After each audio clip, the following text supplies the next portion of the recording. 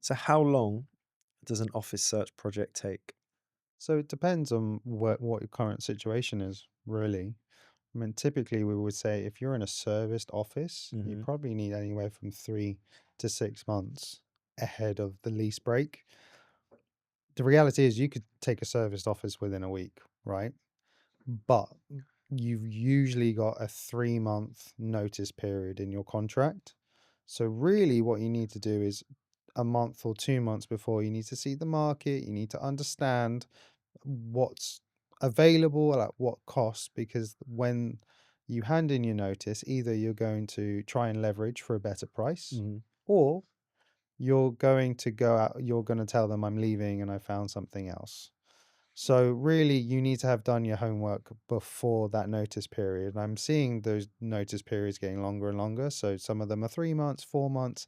I've even seen 5, 6 months. So the reality is it's a bit of a chicken and egg. You could Hmm. be looking too early to take a serviced office, but also if you haven't done your due diligence, then you don't know what to do come your notice period. So I would say Yeah. 6 months is a safe bet for a serviced office. For a lease, Yeah. 12 months is probably a sensible place to be.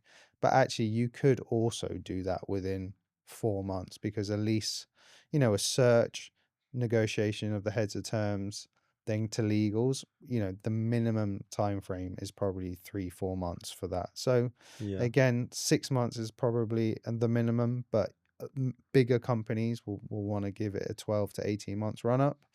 Some bigger companies, I think HSBC did theirs 3 years in advance. So, it really depends on the nature of the beast and how much space and they're looking at. And obviously HSBC can afford to go early, right? But Yeah. but yeah, it depends on the business and the current situation. But again, that's why we have those chats early to identify.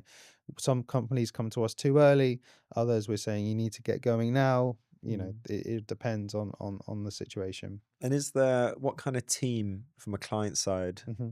is the kind of best partnership do you find? Like I find that on the design and build, it's like definitely having someone in finance Hmm. on the team, Yeah. definitely someone like, on the ground, like office manager, and then having a good decision maker like a founder or CEO. Those three for me make a perfect team. Yeah. Is it the same for Yeah, it's office pretty much search? the same. You want the CFO to tell us what the budget is Hmm. and to really try and work to that. As you mentioned, sometimes they don't always tell you what they want. There's kind of what the desire is, and then you have to show options within that budget. But you also have to say, well, look, if you can up the budget, Mm. this is what you can get. Well, actually, your budget's pretty healthy. You can look at maybe more cost effective ideas. So it depends on what they're trying to achieve. The tricky thing is, often we start our projects with the office managers.